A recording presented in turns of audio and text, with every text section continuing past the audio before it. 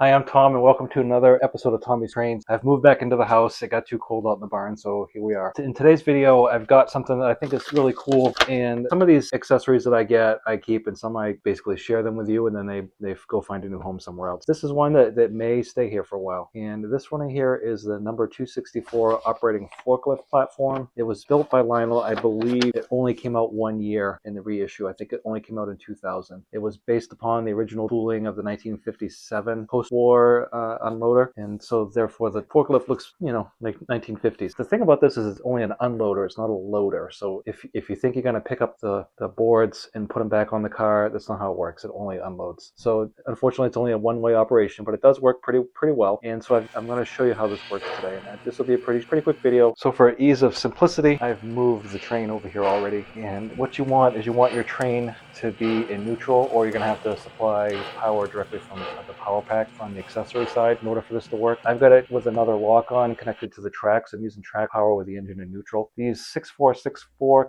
cars are the ones that are really supposed to be used with this, and it's one of those things where you can, I don't know how this would work without it.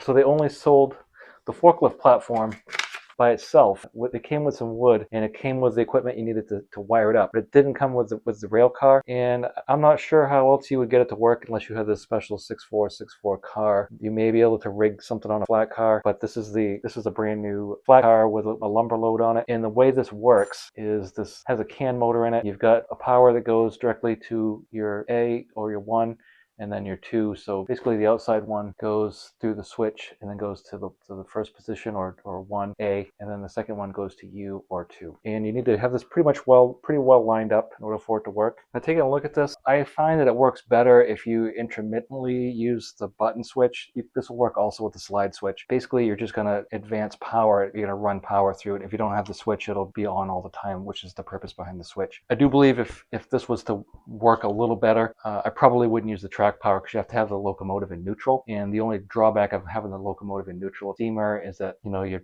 burning smoke off, and eventually it stinks a little bit. So I think for efficiency, you probably want this wired back to your transformer. These cars are the ones that you need to use, and they come with these little metal stakes, and you want the flat side to go in towards the lumber load. And this is real wood, so that's kind of cool. No plastic here. This was a brand new car, so it came with all the stakes. A lot of times you'll find these used that are missing stakes. It's not a showstopper if you don't have the stakes. These cars come with a lumber load, and so does the forklift comes with a lumber load. The difference is that the lumber that comes with the car seems to have a stain on it, and the lumber that comes with the unloader is just plain wood. It feels just like sanded wood. There's no stain cover on it, so you could make these pretty easily. So if you get one of these and it doesn't have the wood, pretty easy to overcome, just as long as you have the dimensions, which is basically a 1/4 inch square. So once you get one side done, you advance the car, then you go do the second side, and it doesn't affect the operation if you are intermittent with the controls.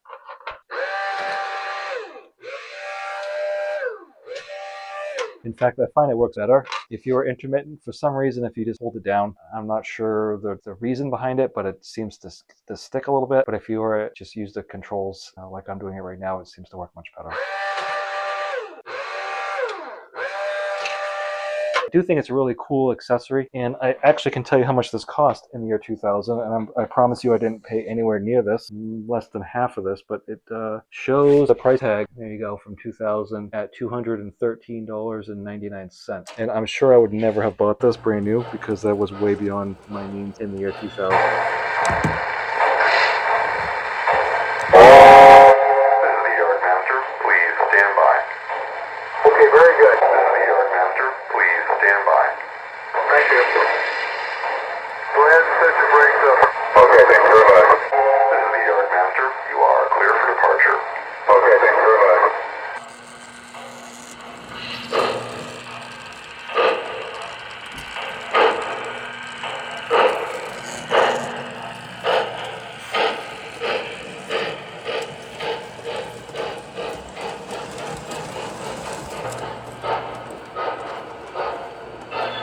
One thing I find interesting is it didn't come with the rail car. It's one of these things where you get the accessory, but I don't know how well this would work if you didn't have the specialized rail car that is supposed to be used for it. Now, I'm guessing you could take a flat car, you could, build a little bunk like that to rest, and then build all your own little pieces of wood. If you've got a flat car kicking around and you're a little crafty, I don't believe it'd be a big deal to build something like this. However, if you're in the city or whatever, you don't have the skills or the tools, buying this set for $200 and something, bringing it home and not having a car to unload doesn't feel, feels like something's missing. But anyway, they only offered this 1 year as far as I know, and correct me if I'm wrong, a lot of you know more about trains than me, but it only came out 1 year, and I don't think it's a super common accessory, and I'm kind of happy to have it. I'm glad to share it with you. I've got a lot more cool things to show you now that I've moved backside. One of them is going to be this drawbridge right here that you can see, and so we're going to set this up.